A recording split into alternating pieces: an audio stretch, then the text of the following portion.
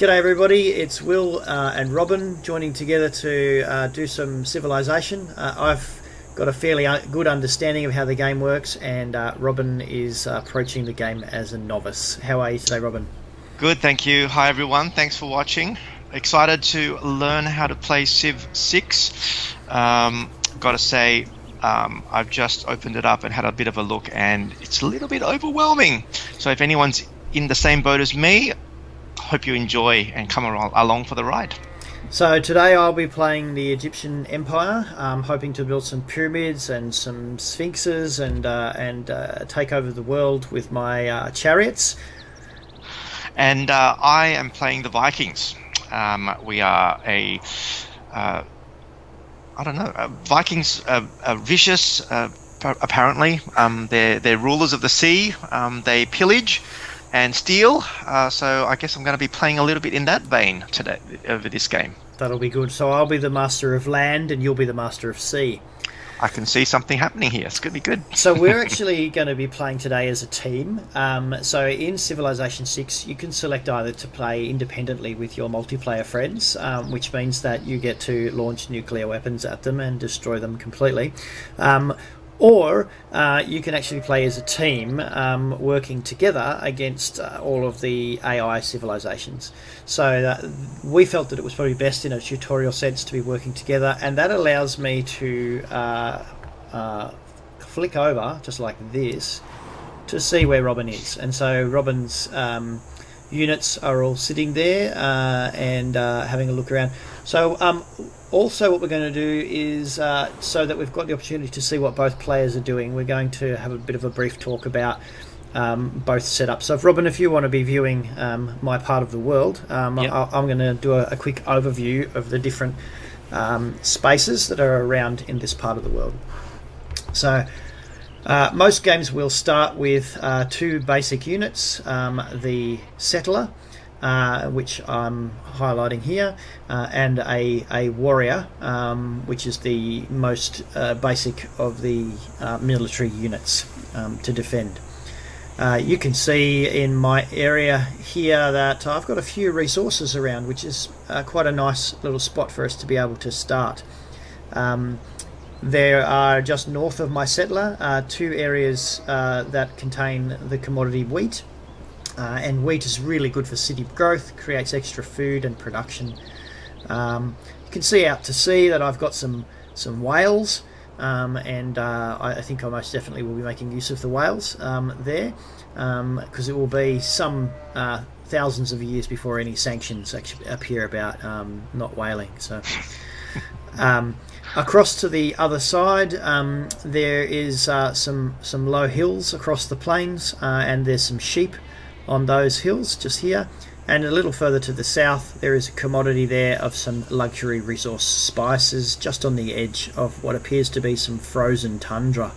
So I don't know what kind of spices grow on the frozen tundra, but there must be some, because Mongolian lamb is absolutely stunning. Yes, it is. Further up to the north there's some grassland where it's possible to mine amber. So that's a brief run through of my local area.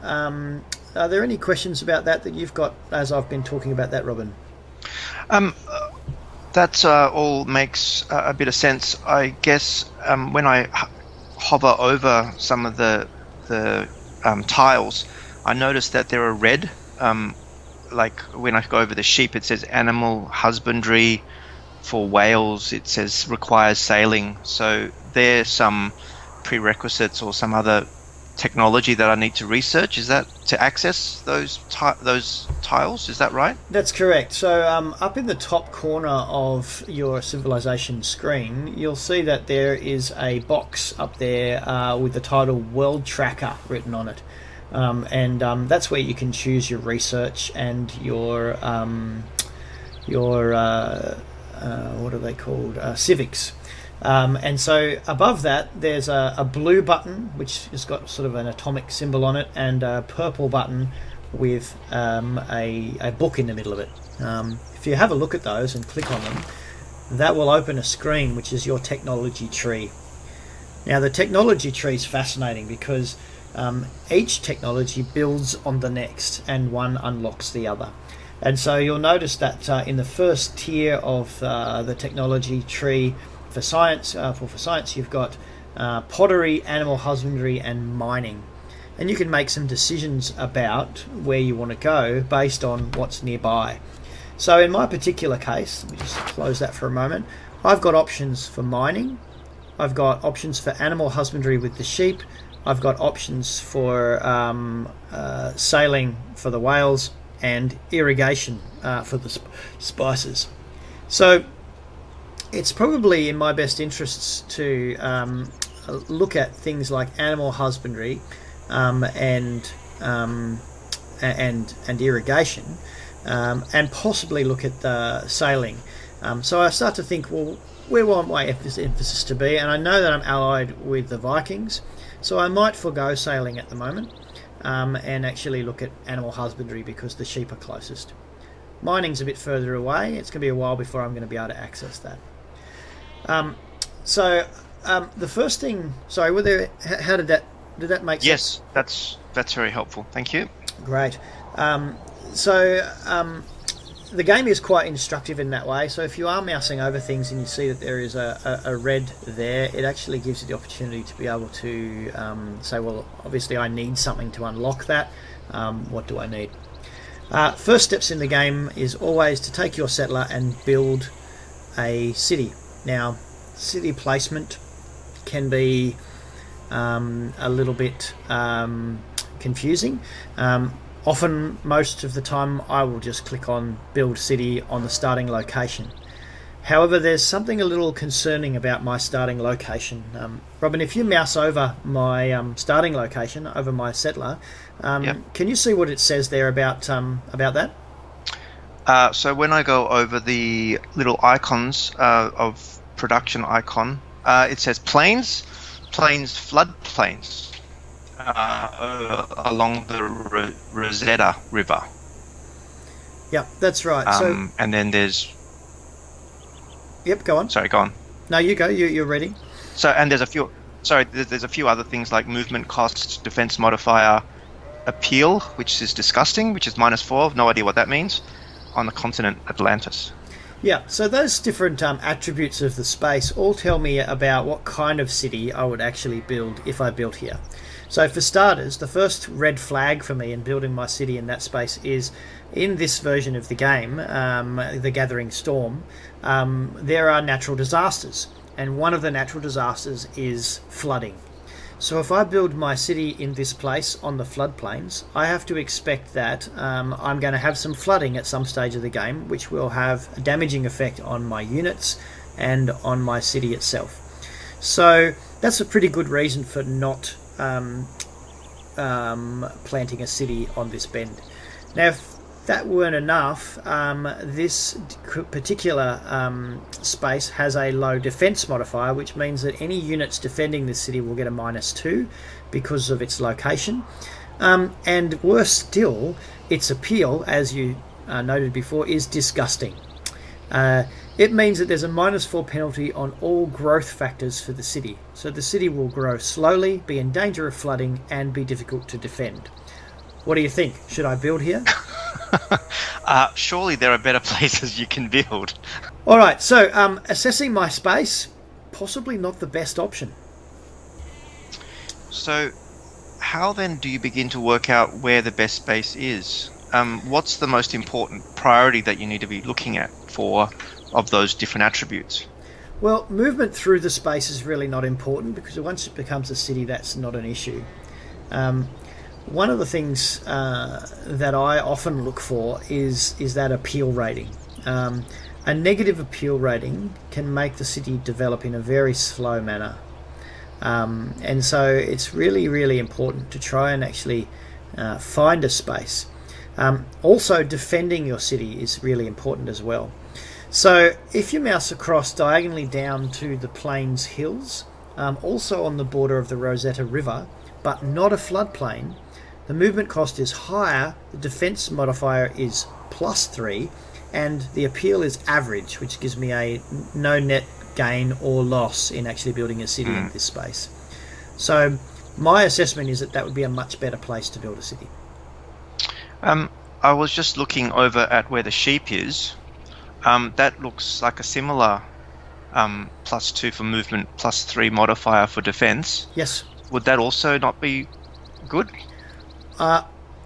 When you build onto a space where there is a commodity, you destroy the commodity.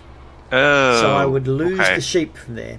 The other reason why I would choose not to do that is that my settler will probably take 2 turns to get there, which means that I won't be building my city until turn 3. So that will put me behind.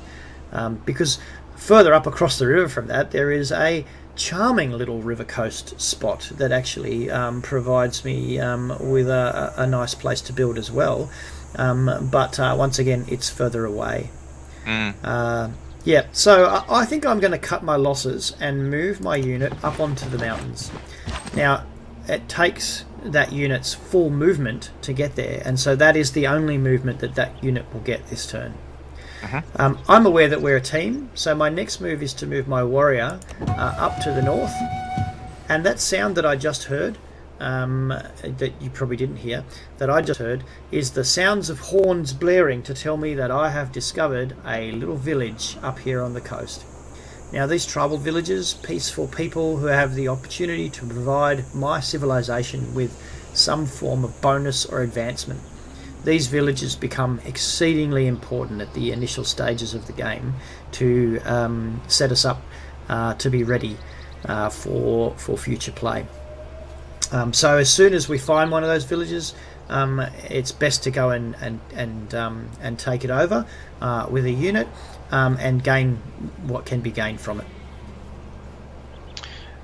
Yeah. And how do you gain that village? Like, how do you take it over? Just by walking my military unit onto that space.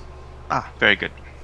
So that's pretty much all I can do for this turn. Before we swap across to Robin for assessing his area, I'll just note that I am on the continent of Atlantis, and so one of the things we'll check when we look at Robin's stuff will be whether we're on the same continent or a different continent. So we're going to zoom across now to Robin Land, and I'll get you to assess the spaces and look for an appropriate city space.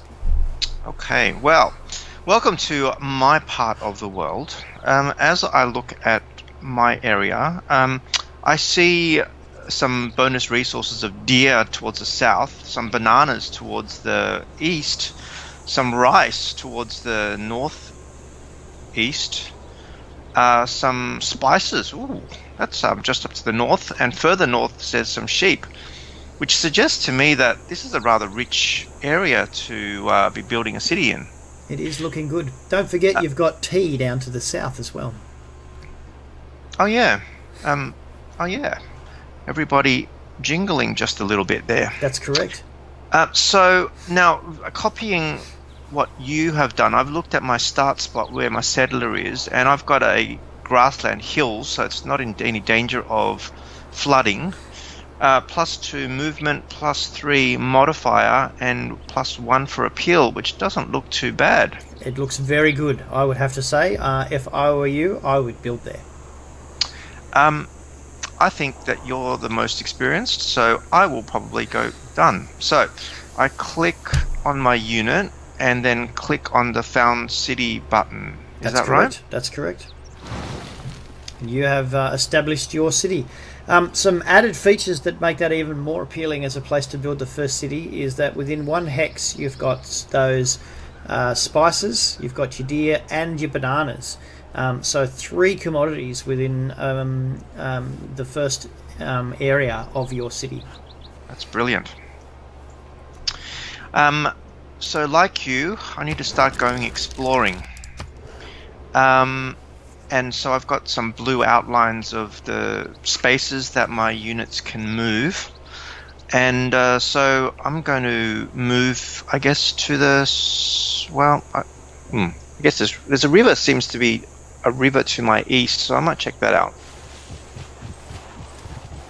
Very good. Discovered some mountains over there. Now, I've got some research that the game is asking me to choose. Did you do some research? I haven't done that yet, but let's walk through... would you like to walk through that with with me now that we've actually done all of your moves? Yes, All let's right. do that. So I'm going to zoom back down to my part of the world. Okay. So yes, I cannot choose research in this first part of the game. The reason why I can't choose research is because I have not yet established a city. So my first move was to take me to a better space to establish, and so I have currently no research underway and are unable to.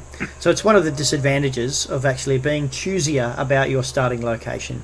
I've weighed that disadvantage and decided that it's worth my while looking at that. But Robin, you do have an opportunity to choose some research, so let's have a look at yours. All right. Now, my research says lists, and I'm assuming your viewers can see it. Husbandry, astrology, mining, pottery, and sailing. Yep. So I'm looking at my resources, and I'm seeing animal husbandry, but two require irrigation, which is not on the technology tree. Well, it is, because if you open your tree, you'll see that beyond pottery is irrigation. So in order to get irrigation, you need to have created pottery first. Right. So I need to do research pottery, then get irrigation. That's correct. Which would mean that maybe taking animal husbandry makes a lot of sense. Yes, that would be a good course. The other course that might be useful, especially considering you are the Vikings, is getting into sailing and getting onto the ocean early. But it's really here or there which one you choose. So, question then, with the production, what's the advantages of actually choosing the production? Is there bonuses that are given when I have that technology tree? Whatever that is. Absolutely. So if you were to choose sailing, which costs you 25 science, it allows your builders to embark, so you can actually send them out into the ocean to collect the ocean squares. I did notice you had a fishing space not too far away from where you are. Mm-hmm. It allows the unit galley that can be then produced because of that. It allows for the fishing boat improvement, so you can harvest sea resources from the ocean, and allows builders to embark. With animal handling, on the other hand, 12 science, so it will actually be achieved quicker. It allows the pasture improvement to gather cattle or sheep. It allows the camp improvement to be able to work with things like your deer or foxes or other bits and pieces.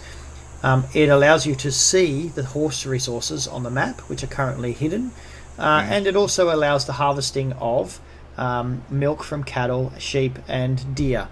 So they're all really excellent things. So I probably think at this point in time, animal husbandry is the way to go. Okay, thank you. It's also only takes 5 turns as opposed to 7 turns. That's correct. Yep, because it costs less in science. Okay. Good. Done. All right. Well, I think that means now we're ready to end our first turn, and I think... Just one other thing. It says there's also the option for production. Oh, yes, you have a city you have to produce, of course. Can I suggest that we actually deal with production in our next episode, so that I can actually show production as part of my city, because at the moment I can't open a city because I don't have one. Okay, I'm happy to wait. So, that's what we've got time for today. It's been an absolutely fabulous opening first round turn. Both Robin and I are going to hit the next... actually, you're going to hold off for the moment, but I'm going to hit the next turn button to take us into the next turn. And we'll look forward to catching up with you next week for another exciting episode of Civilization Tutorial. Probably need to work on the name, don't we? We do, but we'll come up with something cool. We will come up with a better name. All right, thanks for joining us today. It's goodbye from me. And from me. See you later next week.